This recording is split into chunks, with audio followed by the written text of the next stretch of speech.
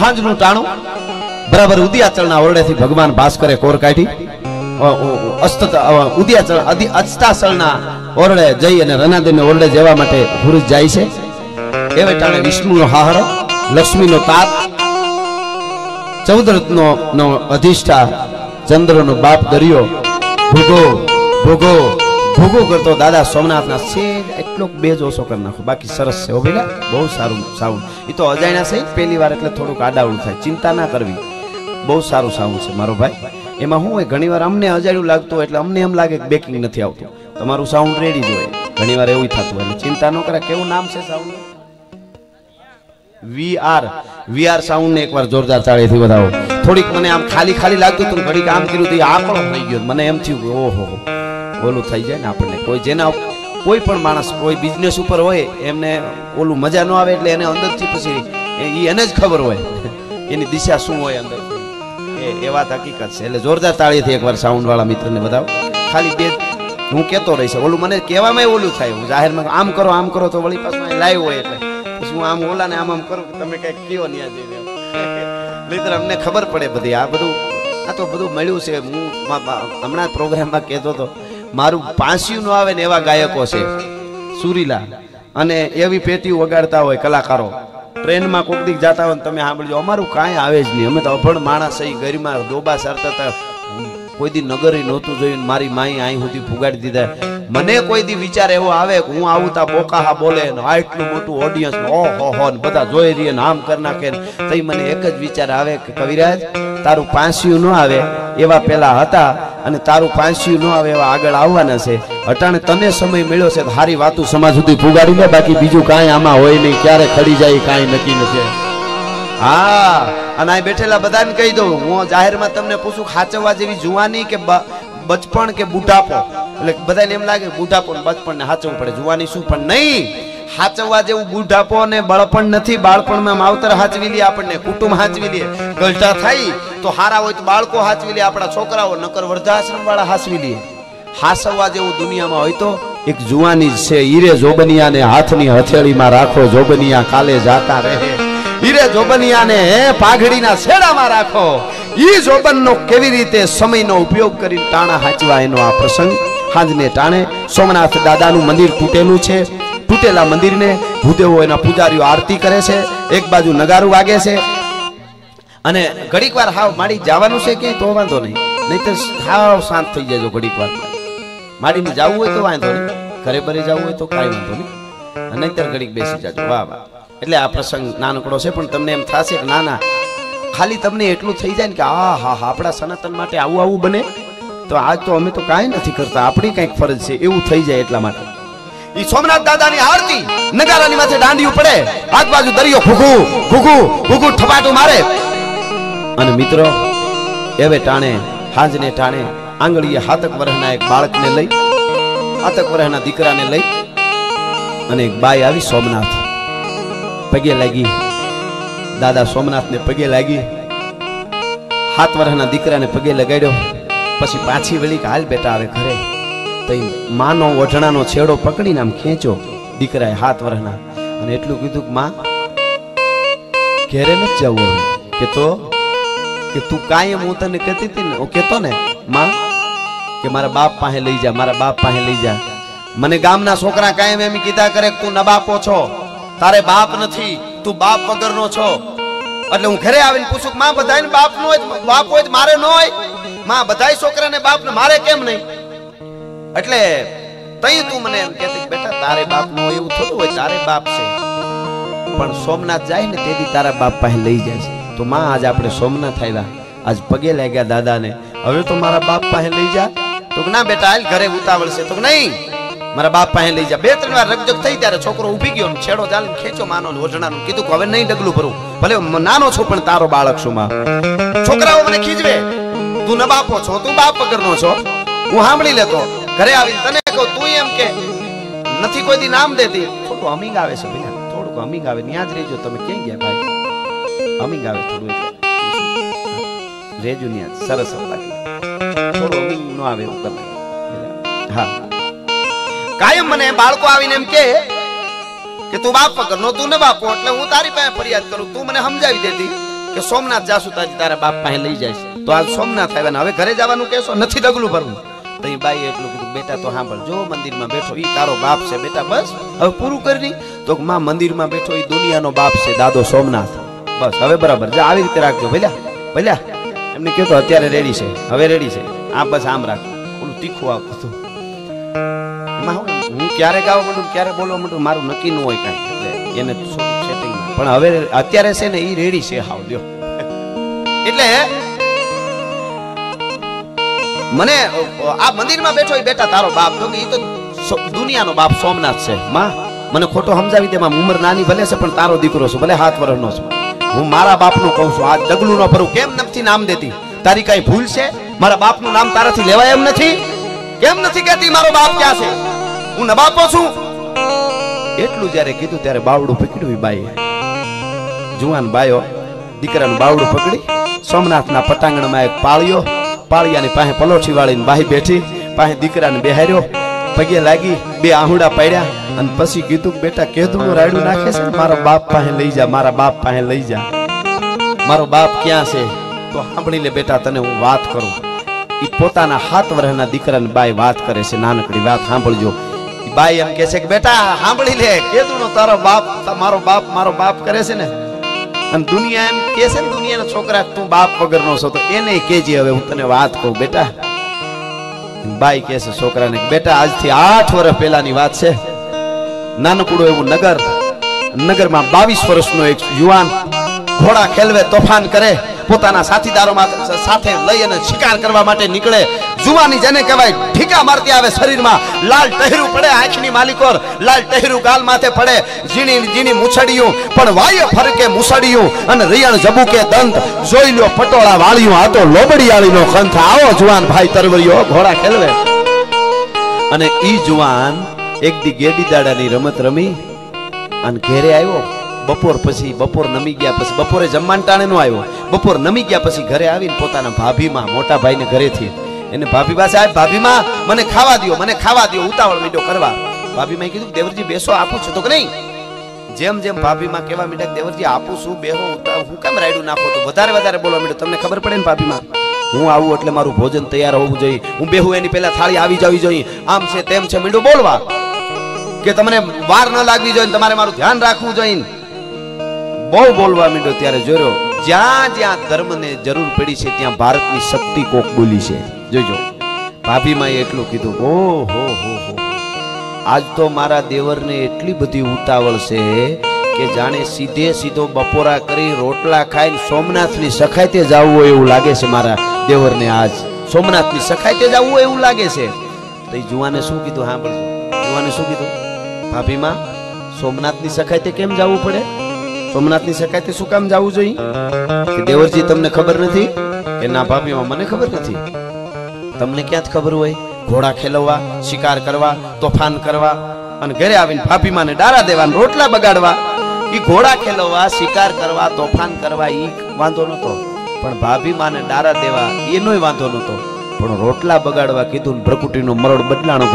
ઘડીક પહેલા બાલિશતા દેખાતી હતી મોઢા ઉપર ઈ આખો મોઢાનો શેરો ફરી ગયો ને કીધું ભાભીમાં મારી માં નથી જીવતી હું તને માં તરીકે માનું છું ભાભીમાં મોટા ભાઈને ઘરેથી એટલે માં કહેવાય અને દીકરા તરીકે દેવર એટલે દીકરા તરીકે લાડ કરું છું મારો હક છે માં એટલે કહું જટ દે ખાવા જટ દે માં તરીકે મારી માં નથી હું તને માં જોઉં છું મારી હગી બાકી તમે એમ કહેતા હો ભાભીમાં રોટલા બગાડે તો હવે હું રાજપૂતનો દીકરો છું માં તું ઓળખે છે ભાભીમાં મને હવે તું મને કે સોમનાથની સખાયતે શું કામ જવું પડે એમ છે મને કાંઈ ખબર નથી તો સાંભળી લ્યો દેવરજી આફ્રિકાના જંગલમાંથી નીકળેલો ડેકારી નામનો અજગર શિકારને ભરડામાં લે એમ ભારત વર્ષના સનાતનને ભરડામાં લેતો મંદિરો તોડતા યવનોના ટોળા ઉતર્યા છે અને આ નહીં આ તિથિએ જફર ખાં સોમનાથનું મંદિરને તોડવાનો છે એટલે કોઈ રાજપૂત મને એમ થાય કે એવો ખરો ઘડીક વાર રોકવા માટે એને જાય એટલે મને એમ થયું મારો દેવરજી આટલી ઉતાવળ કરે છે ખાઈને સીધું જવું હશે એટલે કીધું દેવરજી જમી લ્યો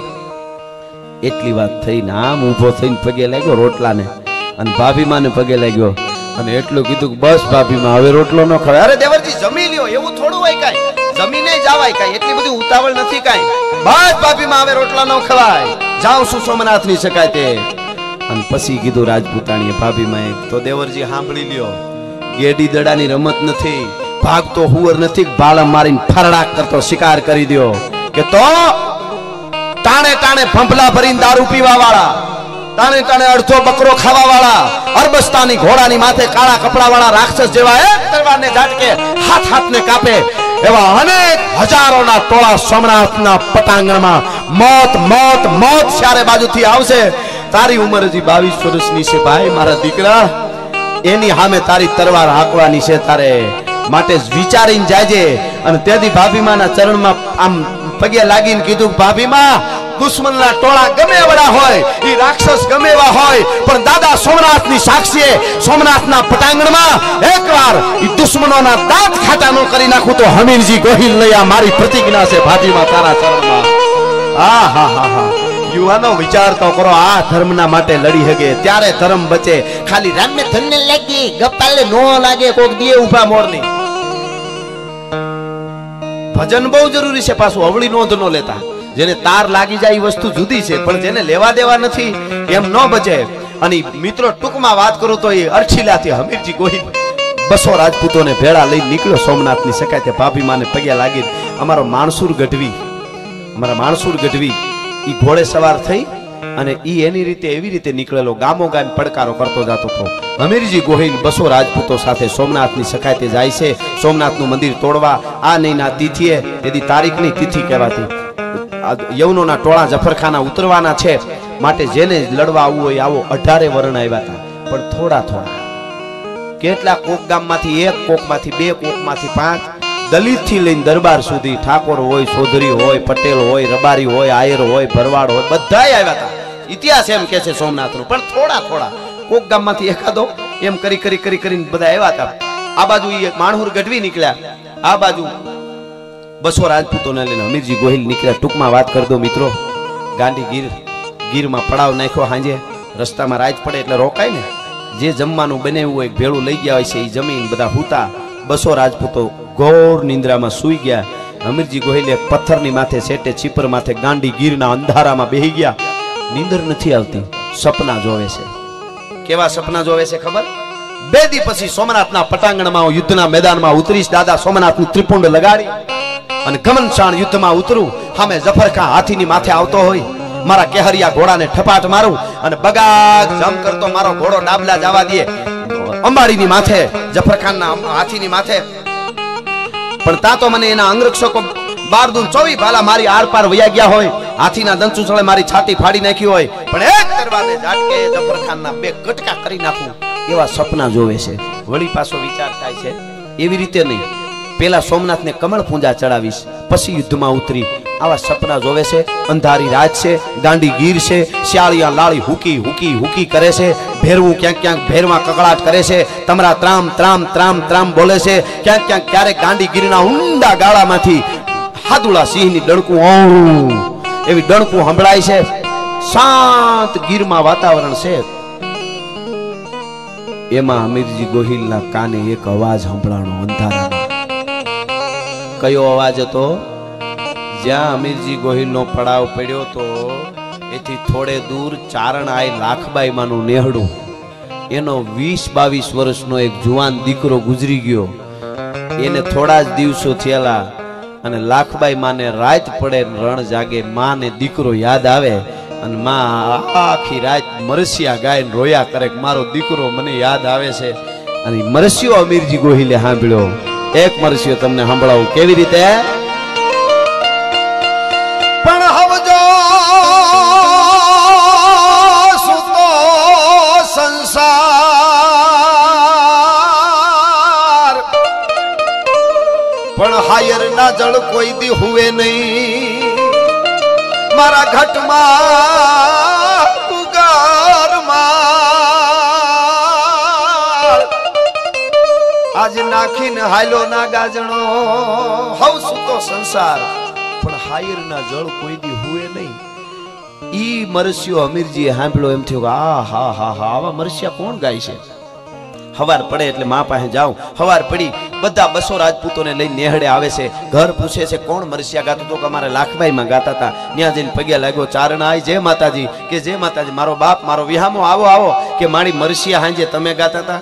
કે હા મારી હું ગાતી હતી. મારો બાપ તને કઈ અપશકન થયા? મારો એકલો એક દીકરો ગુજરી ગયો એટલે મને યાદ આવ્યા કરે ને, એટલે બેટા હું મરસિયા ગાયા કરું. રાજપૂત તું ખમા, તને કઈ અપશકન થયા? તો એટલે પૂછે છે કે ના ના ના ના મારી અપશકન જરાય નથી થયા. ચારણ આઈ મળે એ તો સુકન કહેવાય માં, એવું કઈ નથી. પણ ખાલી એક વાત માંગુ છું માં, કે માંગોની. ચારણ આઈના નેહડે રાજપૂતનો દીકરો આવે અને માંગે એ ન થાય તો આયુ ગામત્રે ગયું હોય, એમાં બીજું આવે જ નહીં. તું કે કર દઉં કે માં બીજું કાંઈ નથી માંગવું, હું અમીરજી ગોહિલ. કે હા માડી. કે તો કે માં તમારી પાસે એટલું માંગુ છું, તમારા દીકરાના મરસિયા જે તમે રાતે ગાતા હતા, અડધી રાતે જે મરી ગયાના મરસિયા, એવા મરસિયા મારા ગાયશો. હે એવા મરસિયા મારા ગાયશો? અરે મારો દીકરો, મારો બાપ, મારો હાવજ, આવો જીવતો જાગતો જુવાન દીકરો, ફૂલ જેવો મારો બાપ, મને જીભાનમાં જીવડા પડે, મને નરકોય માય જગ્યા ન મળે. મારો બાપ તું આવી વાત કાં કરે? તને કઈ થઈ ગયું? તું શું કામે મને મરસિયા ગાવાનું, મને પાપમાં બેહારે છે આવો? અરે અને એ વખતે અમીરજીએ કીધું કે માં આ ખોળિયું તમારા સામે ખોખું ઊભું ને એ મરી ગયેલું છે. 2 દી પછી સોમનાથને માથું આપી દેવાનું છે. હવે 2 દી હું જીવવાનો છું, 2 દી પછી મરી જવાનો છું. હે સોમનાથની સકાતી જાશો આ ઉંમરે? કે હા માં. લાખબાઈ માં કે બેટા ઘેરે કોઈ રોક્યો નહીં? રોકવા વાળું કોઈ નથી? એમ ન પૂછ્યું, લગ્ન નથી થયા એમ ન પૂછ્યું, કોઈ રોક્યો નહીં ઘેરે? કે માં હજી રોકે એવું કોઈ છે નહીં. અરે બેટા તો બાળ કુવારા કમળ પૂંજા થોડી ચડાવાય, લગ્ન કરવા જોઈએ. અમીરજી ગોહિલ કે માં આ મડા આરે કોણ ફેરા ફરે? હે કે આ મડા આરે કોઈ ફેરા ફરે ખરું માં? હવે લાખબાઈ માં જોજો ઘડીક રૂપાલા સાહેબે મોજે દરિયા કરીને કાર્યક્રમ કરે છે. ભીખુદાન બાપાએ વાર્તા કરી, મને હું મેં કરી. એમાં રૂપાલા સાહેબ વક્તા હોય ને એ રીતે વાર્તા. રૂપાલા સાહેબે કીધું કે આ ચારણ આઈનો ઇતિહાસ બહાર આવવો જોઈએ. આ બધો ઘડીક પહેલા એક માં વિયોગમાં રોવાવાળી માં દીકરાના એ બધું ભૂલીને બ્રહ્માંડ ભાંડોદરી બની ગઈ ને અસ્તિત્વનું કામ સંભાળી લીધું હતું, સનાતનનું કામ સંભાળી લીધું કે અમીરજીને પરણાવો છે. અમીરજીએ કીધું કે માં મળું આ મડા આરે ફેરા કોણ ફરે? કોની દીકરી કોણ આપે? અને તેથી લાખબાઈ મેં કીધું અમીરજી ગોહિલ મડા આરે ફેરા ફરવા વાળી રાજપૂતાણીઓ હજી જીવે છે, તું એ દીકરીઓ હજી જીવે છે, ખાલી તું હા પાડ. અમીરજી કે માં તમે કયો એમ. 200 રાજપૂતોને કીધું મારે નેહડે રહેજો. અહીં બાજુમાં વેગડા ભીલ નો પડાવ, વેગડો ભીલ રહે છે. આખી ગીરમાં એનું રાજ હતું વેગડા ભીલનું. બાજુમાં જ છે, હું ત્યાં જાઉં છું. લાખબાઈ માં કે મારો માણસ તમને બોલાવા આવે એટલે 200 જલ્દી આવી જાજો, આજના જ લગ્ન કરવાના છે, કારણ કે બીજે દિવસ પાછું નીકળી જવાનું છે. ટૂંકમાં અમીરજી હા પાડી. લાખબાઈ માં વેગડા ભીલ ને ત્યાં આવે છે. વેગડો ભીલ રાજી થઈ ગયો, માડી અમારે ત્યાં પધાર્યા. ટૂંકમાં વાત કરું, એ વેગડો ભીલ રાજી થઈ ગયો અને કીધું કે માડી આવો. તો કે આવી, પણ આજે એક વેણ લઈને આવીશું બેટા. કે શું છે? કે તમારી દીકરી રાજલનું માગું લઈને આવીશું. કે એ તો બહુ સારી વાત છે ને માં. કે પણ અમીરજી ગોહિલ હારે હો પરણાવવાની છે. અરે માં એ તો મને ખબર છે, અમીરજી ગોહિલ તો સોમનાથની સખાતે નીકળ્યા છે. કે હા એની હારે. એટલે જ કહું છું તારી રાજલ ને એક જ રાતનો સંસાર છે અને બીજે દી હવારે નીકળી જાય, પણ એની હારે તારી રાજલ પરણાવવાની છે. તારી પાસે થાપણ છે એ તો તને ખબર છે ને બેટા. મિત્રો હકીકતમાં એવું હતું, વેગડા ભીલની દીકરી રાજલ જેઠવા રાજપૂતોની દીકરી હતી. જેઠવા રાજપૂતો સોમનાથના દર્શને આવેલા યાત્રાએ. ભીલોને ને રાજપૂતોને યુદ્ધ થયું, રાજપૂતો કપાઈ ગયા, રાજપૂતાણીઓ સતી થઈ ગયા અને એક દીકરી બચી. મરવા ટાણે જેઠવા રાજપૂતે બાવડું ઝાલી અને મરવા ટાણે વેગડા ભીલને દુશ્મનના હાથમાં દીકરી આપી અને કીધું કે આજથી આ તારી દીકરી, હારું ઠેકાણું જોઈને ક્યાંક પરણાવી દેજે. ભલામણ દુશ્મનના હાથમાં તેથી દીકરીઓ આપતા હતા. આજે સોસાયટીમાં સલામત નથી ને એટલા માટે આપણે આ રાયડું નાખીને કથાઓ કરવી પડે છે અને વાર્તાઓ કરવી પડે. સાહેબ ઈ રાજલ મૂળ જેઠવાની દીકરી વેગડા ભીલે મોટી કરેલી, પણ વેગડા ભીલે એને ખબર જ ઓહાણે કોઈ દી મનમાં નહોતું રાખ્યું કે મારી દીકરી હગી નથી, એટલી એને વાત.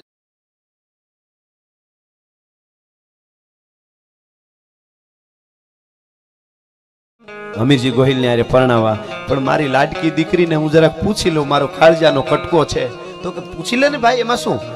ઈ ગાંડીગીરના હાગડાના લાકડાની ટાપણની ભીતુમાં ગાયરું કરતી હતી રાજલ આમ ભીતુમાં ઝૂંપડામાં ગાયરું કરતી હતી ન્યા જઈને બાપે વાહે સેટે ઊભીને એટલું કીધું બેટા રાજલ તો ગાયર કરતા કરતા કીધું હા બાપુ આમ આનંદમાં કીધું હા બાપુ બોલો શું છે એટલે વાહે ઊભો તો બાપ સેટો હા બાપુ બોલો હું ગાયર કરું શું છે કે બેટા તારા લગ્ન કરવાના છે તરત હાથ ધીરો પડી ગયો અને મોઢું આમ નીચે જોઈ ગઈ આમું ન જોયું ગાયર કરતા કરતા કીધું બાપુ મને કાં પૂછો તો કે બેટા પણ હમીરજી ગોહિલારે લગ્ન કરવાના છે કે પણ બાપુ મને ન પૂછવાનું તમારી દીકરી છું કે પણ બેટા મારી વાત તો સાંભળ તમારો એક આજ લગ્ન થાય એક જ રાતનો સંસાર આવતીકાલે સવારમાં હમીરજી ગોહિલ નીકળી જાય સોમનાથ માટે કપાઈ જાય બેટા એક જ રાતનો તમારો સંસાર છે મિત્રો એક જ રાતનો સંસાર જ્યારે કીધું ને ત્યારે એ રાજલ આમ ગાયર કરતી હતી એ લટુ મોઢા આડી આવેલી હતી અટાણુંથી હામું નહોતું જોયું એ આમ લટુ આગિયો કરતી આમ પાછી ફરીને બાપ હામું જોઈને કીધું બાપુ એક જ રાતનો સંસાર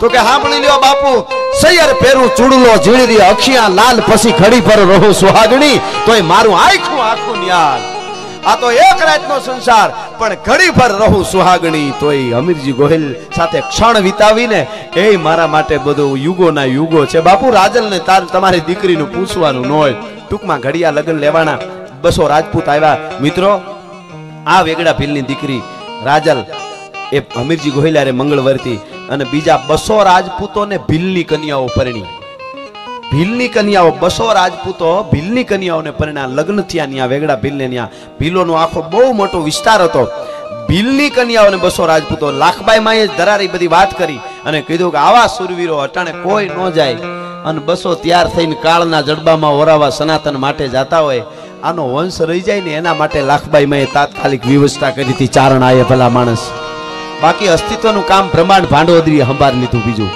ટૂંકમાં ઈ ફેર્યા 200 રાજપૂત હમીરજી ગોહિલ લગ્ન થયા અને જ્યારે હાથગરણાનો સમય આવ્યો ને કન્યાદાન દેવાનું હાથગરણાનો સમય આવ્યો ને તેથી મામેરામાં હાથગરણામાં 1100 ભીલ તરવારો અહીં રાખીને ઉભા રહ્યા અને એમ કીધું કે દીકરીઓને મામેરામાં અમે 1100 ભીલ અમારા માથા આપી છે રાજપૂતોની પેલા અમે કપાઈ જાઉં હા વિચાર તો કરો અને ટૂંકમાં મિત્રો એક રાત રોકાણા એક રાતનો સંસાર રાજલનો હમીરજી ગોહિલનો અને બીજા બધાય રાજપૂતો અને ભીલ કન્યાઓનો બીજે દી હવાર પડી હવાર પડતાની હારે છેલ્લા જુહાર કરીને દાદા સોમનાથ માટે 200 રાજપૂતો નીકળી ગયા જય મહાદેવ હર હર મહાદેવ જય સોમનાથ કરતા નીકળી ગયા રાજલે અને બધી ભીલની કન્યાઓએ છેલ્લા જુહારને જય માતાજી કર્યા સોમનાથના પટાંગણમાં આવ્યા ટૂંકમાં વાત કરું મિત્રો સામે હરિદળ દરિયા જેવા હરિદળ હામાં ઉભા હતા સોમનાથના દરવાજા જય જયકાર સોમનાથનો લગાડી 200 રાજપૂતો 1100 ભીલ બીજા આ બાજુ માણહુર ગઢવી અને જે થોડા 18 વર્ણમાંથી આવ્યા હતા ઈ બધાય ગોઠવાઈ ગયા સોમનાથના દરવાજા બંધ થયા એક બાજુને દરવાજે હમીરજી ગોહિલ એક બાજુને દરવાજે વેગડો ભીલ અને દુશ્મન દળ ચારે બાજુથી ત્રાટકા જેમ તીડ ત્રાટકે એમ એટલી હજારોની સંખ્યામાં અને બાટકો બોલ્યો સજીયા છે ભક્તર પાક્યા નખતર શકર વકર ગણ શંકરના મર્દોઈ મુસાળા ધર્મ ધજાળા ગજવે ગાળા ડુંગરના અસરાર પેગળ દળ હેગળ પેગળ મોગલ નાદળ ગાવી છેડ્યા દેવો ને દેવળ બસિયા ખળફળ વાદળ વાદળ ટીટ મળ્યા હઠીલા વાળા હમીર હઠાળા પાટણ જઈ મેદાન પડ્યા ગમનચાણ યુદ્ધ થયું મારો બાટકો બોલવા માંડ્યો તરવારું ઝાકા ઝીક ભીલના બાણ દમ કરતા બબે ત્રણ ને વિનતા જાય અને માંડ્યા મારવા હેલી આ બધુંથી મહાદેવ હર જય સોમનાથ મારો બાટકો બોલ્યો સોમનાથના 2 દરવાજા તૂટ્યા ભીલો કપાણા આપણી સેનામાં હતા એ બધા મીડા કપાવવા છેલ્લે હમીરજી ગોહિલ લોહી તરબોળ બની ગયેલો છે અનેક દુશ્મનોને વેતરીન વીરભદ્ર નામનો શંકરનો ગણ હોય એવો થઈ ગયો છે ઈ હમીરજીને ખબર પડી ગર્ભગૃહ સુધી હવે દુશ્મનો પહોંચી જવાના છે હમીરજી ગોહિલ ગર્ભગૃહમાં જઈ દાદા સોમનાથનું જે બાણ જે લિંગ એની સામે ઊભી અને તરવારની પીસી પકડી અને કચડુક ધૂપ કરતું મસ્તક છે દાદા સોમનાથને હમીરજી ગોહિલે ચડાવી દીધું હર શરીફળ ચડાવે માથે અને મસ્તક પડ્યું ધડ ઊભું છે કબંધ એમાંથી લોહીનો ફુવારો આમ નીકળી અને દાડા મહાદેવ ભોળિયાને અભિષેક કરવા માંડાણો ઘડીક વાર એમને ઉભો રહ્યો, અભિષેક થઈ ગયો, બે તરવાર લઈને પાછો વળી અને પછી ઠૂંઠે ઠૂંઠ દીધા ઢાળ ગળગે રગત વહતી ખાળ દેતા દે દ્રુપદ દાન મેપદ મોખડો હનુમાન ઠૂંઠે ઠૂંઠ દીધા ઢાળ ઘમનશાણ યુદ્ધ કર્યું. બાટકો બોલ્યો, દુશ્મનોએ કંઈક મંદિર તોડ્યું, કંઈક છેલ્લે ખબર પડી કે હવે આપણે કપાઈ જાશું. દુશ્મનો જેવું તેવું મંદિર તોડી અને ભાગવા મંડાણા. આપણા બધા સૈનિકો કાયમ આવવા મંડાણા. હાથી વગરની હોંઠું, હોંઠું વગરના હાથી, ધડ વગરના માથા, માથા વગરના ધડ, હોઠમાં પાડી દેવું ઘમનશાણ યુદ્ધ થયું. બધાય પડ્યા. અમીરજી ગોહિલ છેલ્લે આથમતા સૂર્યની માલે ટહેર્યું હામી જોતા જોતા ડુંગર ખડેડે એમ ધીરો ધીરો ધરતી માથે અમીરજી ગોહિલ પણ ઢળી પડ્યો. આ બાજુ લાખબાઈ માં જે આવીને બેઠા હતા એને મરસિયા ઉપાડ્યા. મિત્રો, તેથી દાદા સોમનાથની સાક્ષીએ સોમનાથના પટાંગણમાં દરિયાને કાંઠે ઈ સોમનાથ દાદા માટે તાળીઓ પાડવા વાળા 2000 કિન્નરો પણ કપાઈ ગયા હતા. ભલા માણસ, આ ભારત વર્ષનો ધર્મ છે, આ સનાતન ધર્મની તાકાત છે. હવામાન જલો થઈ એટલા ભૂદેવો કપાઈ ગયા હતા. દરેક 18 વર્ણ રાજપૂતો ભીલો દાદા સોમનાથ માટે કપાણા. દુશ્મનના દળ ભાગવું પડ્યું, દળોને ભાગી ગયા દળ. સોમનાથ દાદાને પટાંગણમાં અમીરજી ગોહિલનું ધડ પડે છે. મિત્રો, જે બાઈ 7 વર્ષના બાળકને પાળિયા સામે બેઠીને લઈને આવી હતી ને, છોકરો બેઠો હતો ને બાજુમાં, દાદા બાપુ ઈ બાઈ એમ કે છે કે બેટા કાયમ રાયડું નાખે છે ને કે મારો બાપ ક્યાં, મારો બાપ ક્યાં. ગામના છોકરા કહે છે ને કે તું નબાપો છો, તો એને કહી દેજે બેટા, તું એમ કેશો ને કે મંદિરમાં બેઠો ઈ દુનિયાનો બાપ છે, તો બેટા સાંભળી લે, ઈ દુનિયાના બાપને જેથી જરૂર પડી તેથી માથું દીધું તું ને, આ અમીરજી ગોહિલ તારો બાપ છે બેટા. દુનિયાના બાપને જેથી જરૂર પડી તેથી માથું દીધું, યા અમીરજી ગોહિલ બેટા તારો બાપ છે. અને મને એમ હતું કે મારો દીકરો મોટો થાય પછી વાત કરી, અને મને બેટા અમીરજી ગોહિલારે એક જ રાતનું સંસારી રાજલ પોતે હું તારી માં છું. મને લાખબાઈમાં ચારણના વેણ ઉપર ભરોહો હતો કે તું આવવાનો છો, એટલે બેટા તારા બાપ પાસે હું સતી નથી થઈ, અને એ આઈની કૃપાથી તારો જન્મ થયો છે. ધર્મ રહેશે તો રહેશે ધરા, અને ખપ જાહે ખુરશાણ, એક વિષમ ભર ઉપરે તું રાખીને ભરોહો રાણ. આ ધર્મની તાકાત છે, આ જગદંબાઓની તાકાત છે, અને આ આપણા રાષ્ટ્ર ધર્મની તાકાત છે.